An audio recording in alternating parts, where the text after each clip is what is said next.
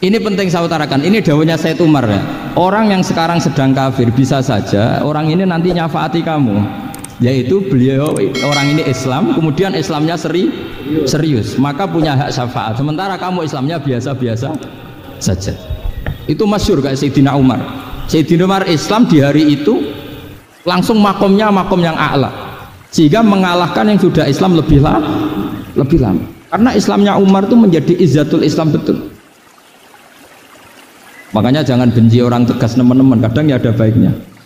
Abu Bakar itu sudah Islam tapi layinal janib, orangnya santun. Kalau dipisai orang yang menengahi lah, kira-kira seperti itu.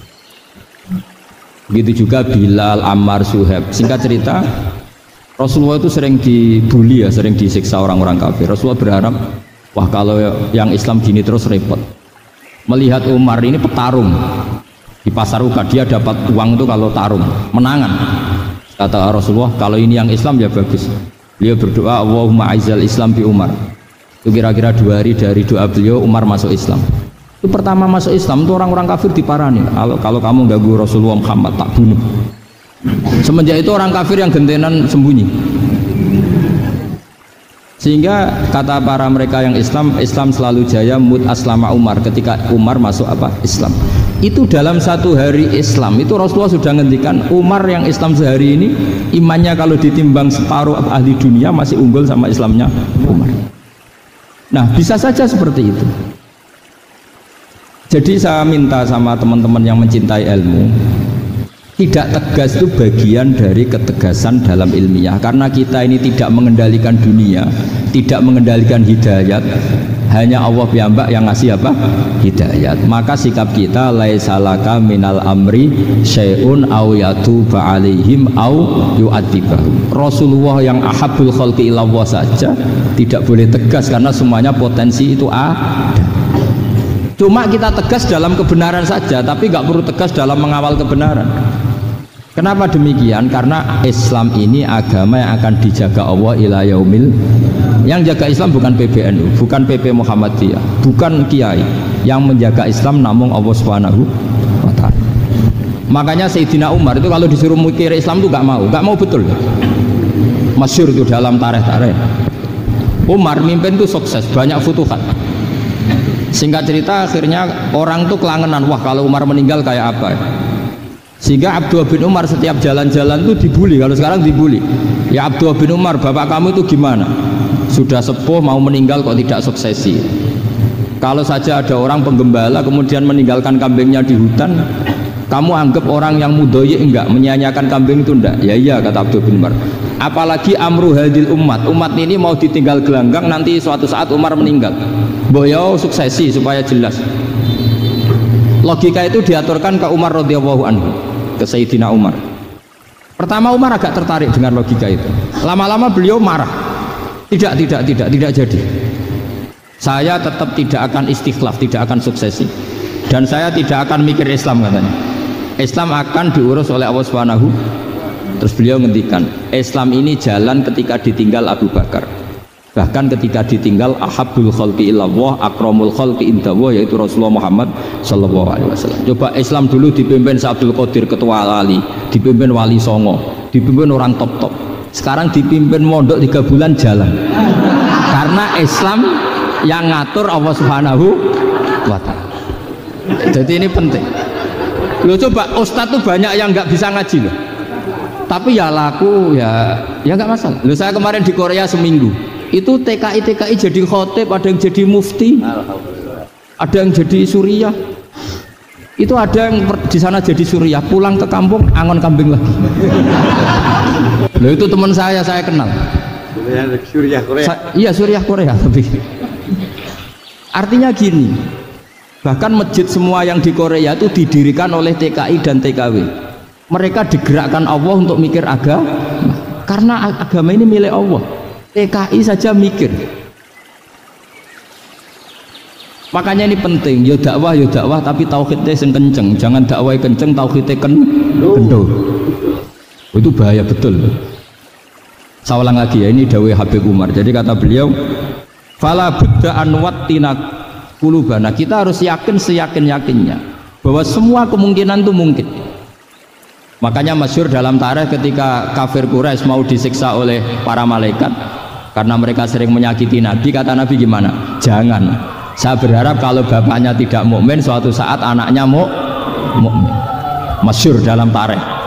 Musuh Nabi besar siapa? Walid bin Mughirah. Punya anak Khalid bin Walid. Abu Lahab punya anak Darrah, itu mukminah yang baik. Abu Jahal punya anak Ikrimah, itu mukmin yang baik. Di Indonesia lebih hebat lagi. Bapaknya raiso maca Quran, anaknya hafid. Bapaknya utun ratamat SD, anaknya jadi dekan. Di Indonesia banyak orang nggak siapa-siapa, anaknya jadi presiden, anaknya jadi menteri. Artinya jangan karena bapaknya kafir kamu nganggap anak turunnya pasti selalu kafir. Teori itu sudah salah zaman Rasulullah.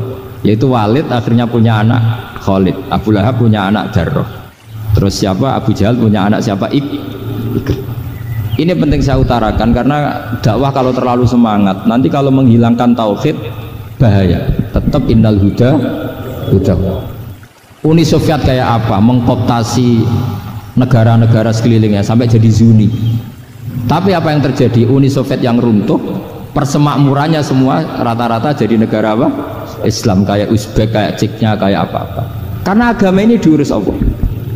Sehingga kalau dalam, tapi kamu ngitmai agama nggak apa-apa. Makanya istilahnya Habib Umar, khodamah itu pelayan, nggak apa-apa. Kita ngitmai agama itu nggak apa-apa. Dengan ngitmai terus mikir nggak apa-apa. Tapi jangan mikir yang merasa kalau kita mati, wah nanti agama ini pukut karena saya mati. Kamu itu siapa? Agama Islam ini tidak pernah dipasrahkan kamu. Diurus oleh Allah Subhanahu wa Ta'ala sendiri. Sehingga ketika Wali Songo meninggal, agama ini tambah kuat sampai sekarang.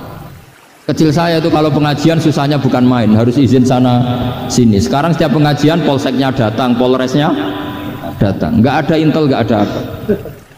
Padahal kiai dulu sama kiai sekarang itu kira-kira alim mana? Raden kiai dulu. Mbah Hasyim Asy'ari itu ngarang kitab sampai dibaca di Yaman. Saya sering baca juga kitab beliau, Risalatu Ahli Sunnah wal Jamaah. Kiai sekarang mau terjemah aja kadang salah memahami. Tapi ya Islam tetap jalan karena Islam ini dikawal, dijaga oleh Allah Subhanahu wa Ta'ala. Maka kalau dalam cerita tarikh sirahnya Ibnu Ishaq itu tauhid itu penting. Beliau cerita begini, Sayyid Abdullah itu namanya Abdullah bin Abdul Muthalib. Kita tahu kenangannya Rasulullah terbanyak itu bukan dengan Sayyid Abdullah tapi dengan Sayyid Abdul Muthalib, dengan mbahnya. Karena Nabi itu mulai kecil dirawat oleh siapa? Mbahnya. Yaitu yang disebut Nabi ketika 2 bulan kan abahnya sudah meninggal. Ya saya baca ya, pakai bahasa Arab biar jadi bid'ah. Nanti kalau bahasa Indonesia ada bid'ah. Tidak betul. Diba atau berjanji sebenarnya itu kitab sejarah, berhubung dibaca bahasa Arab terus kayak mantra. Terus yang belakang mau nyenggai soleh aleh, sehingga kubu sebelah bilang itu khurafat dan bid'ah. Coba diterjemah ini, coba nanti saya baca bahasa Arab. Walamma tamma min hamli syahroni ala masyuril aqwalil marwiyatu fiya bil madinati abuhu Abdullah wa kana qad istaza bi akhwalihi bani adi min at-taifatin najariyah wa makatha syahron saqiman yu'anu nasukmahu wasyaqwa. Terus di pojok sana bilang sholli alaihi. Pasti kubu sebelah yang liwat, wah itu khurafat bid'ah karena dianggap mantra. Padahal artinya coba sampean baca bahasa Indonesia. Ketika hamil Rasulullah umur 2 bulan, abahnya meninggal di kota Abwa.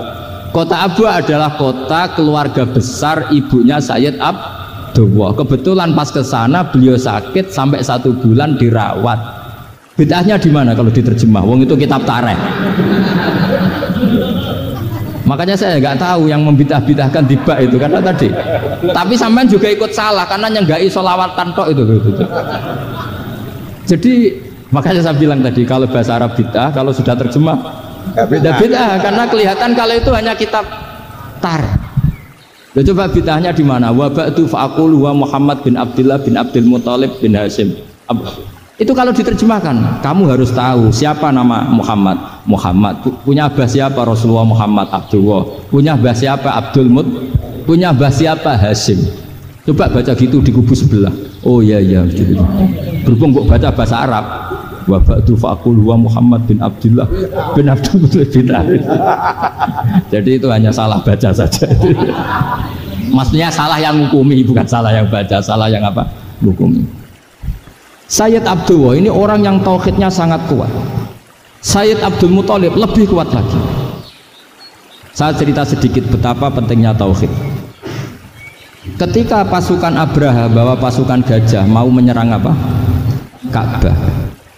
Itu sebelum menyerang itu semua aset-aset milik orang kafir Quraisy, milik orang Quraisy lah, itu ditawan, diambil, termasuk milik Sayyid Abdul Muthalib, milik Abdul Muthalib. Terus ketika mau masuk Ka'bah, mau masuk Mekah, kata Abraha, man sayyidu hadal wadi, siapa yang kamu tuakan, yang kamu pertuan di sini? Oh, Abdul Muthalib. Abdul Muthalib itu dipanggil, itu auranya luar biasa. Abraha yang di tempat perkemahannya itu harus duduk di atas karena dia raja, itu duduk di atas gak berani, saking wibawanya Abdul Muthalib, ini mbahnya Rasulullah. Akhirnya Abraha bilang gini, saya duduk di bawah tidak mungkin karena saya raja, kamu duduk jejer saya tidak mungkin karena nanti umat saya kecewa karena raja kok disaingin gitu. Ya sudah, sambil berdiri-diri kita ngomong.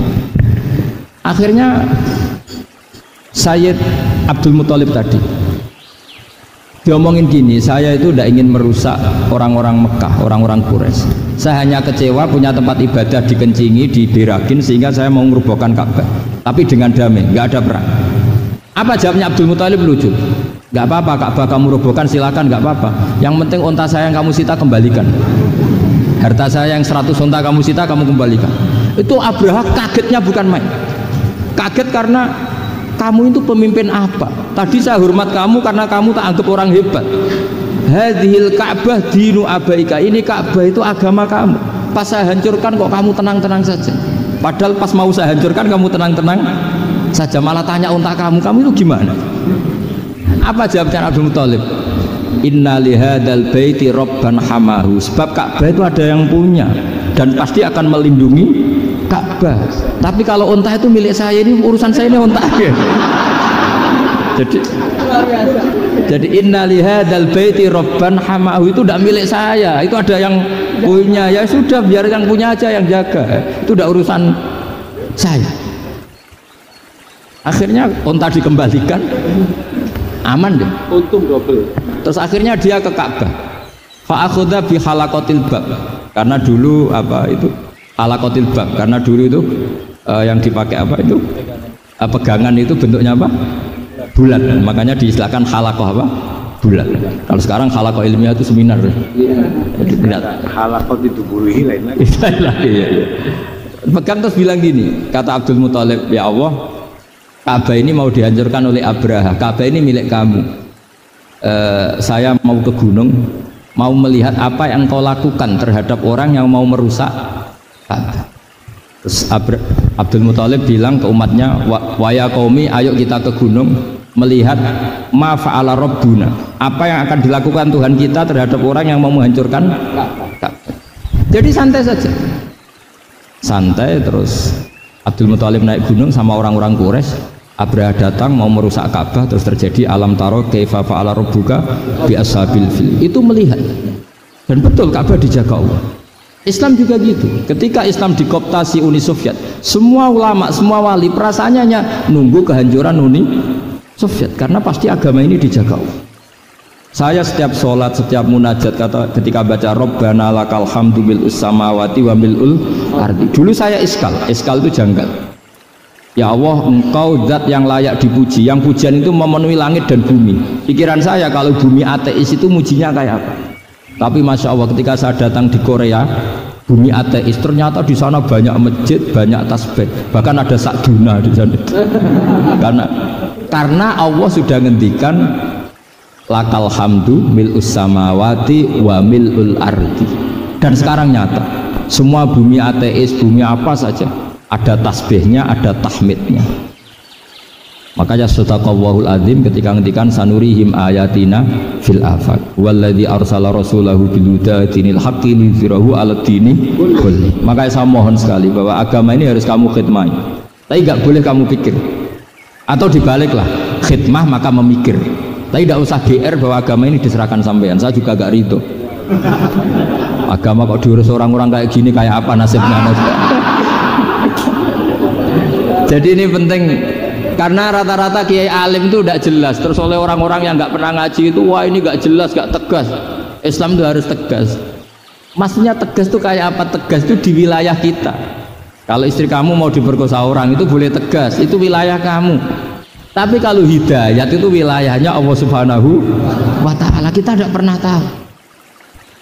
Bahkan yang sudah Islam saja, nyuwun sewu, itu nggak ada jaminan mati husnul khotimah. Kita tahu dalam sejarah Sa'labah itu dapat gelar hamamatul masjid, merpatinya masjid. Tapi kita tahu akhirnya Sa'labah itu apa? Su'ul khotimah. Sampai dalam Islam selalu diajarkan ya muqallibal qulub tsabbit qalbi ala dinik. Jadi kalau kita sendiri saja masih ingin selalu husnul khotimah, agak ada ruang untuk mudah menvonis orang lain. Makanya saya salut sekali ketika Habib Umar menulis kita semua ini mengkhidmati hadal kaun dan selalu berharap bisa saja suatu saat orang yang sedang kafir bisa saja suatu saat muslim. Nah soal kalau yang sama yang harbi menyerang kita ya tarung. Kalau artinya kalau yang merangi kita ya kita wajib perang, kalau enggak ya habis kita, seperti kita lakukan ketika diserang Belanda. Tapi ketika mereka musta'man, dhimmi, mu'ahad, orang-orang kafir yang mau berdamai dengan kita ya kita damai. Sebagaimana yang dilakukan Rasulullah SAW ketika berdamai dengan kafir Quraisy yang dipimpin Suhail bin Amr. Masyhur itu dalam tarikh. Singkat cerita kan Sayyidina Ali ini pernah konflik sama orang Khawarij. Kata Sayyidina Ali, ya sudahlah, namanya kita musuhan, kita tidak usah ketemu, pakai mediator, kata Sayyidina Ali. Kata orang Khawarij, ini apa-apaan kok butuh mediator? Nggak ada Qur'annya, nggak ada hadisnya. Kira-kira kalau Sayyidina Ali orang Jawa, nggak ada apa tidak tahu. Walhasil Sayyidina Ali akhirnya baca ayat wa in khiftum shiqaqa bainihima fab'atsu hakaman min ahli wa hakaman min ahliya. Jika suami istri tengah konflik, maka yang keluarga suami kirim mediator, yang keluarga perempuan juga kirim. Terus kata Sayyidina Ali, wa amru ummati Muhammad a'dhamu min amri rajulin wa imra'atin. Kalau suami istri saja ketika konflik butuh mediator, apalagi ini kelompok besar pasti lebih butuh mediator. Akhirnya lalu mediatornya siapa? Kata Sayyidina Ali, ya siapa saja yang penting baik. Ditunjuk seseorang, diprotes sama orang Khawarij, ini orang nggak kredibel. Oh, terus Sayyidina Ali marah-marah. Rasulullah itu pernah berdamai dengan orang, bahkan orang itu kafir, yaitu Sulhul Hudaybiyah. Nabi itu berdamai dengan orang yang bernama Suhail bin Amr ketika itu kafir. Makanya ini menunjukkan bahwa musolahah ma'al kufar itu boleh demi kelangsungan bernegara, berbangsa. Kamu tidak usah meragukan reputasi NU.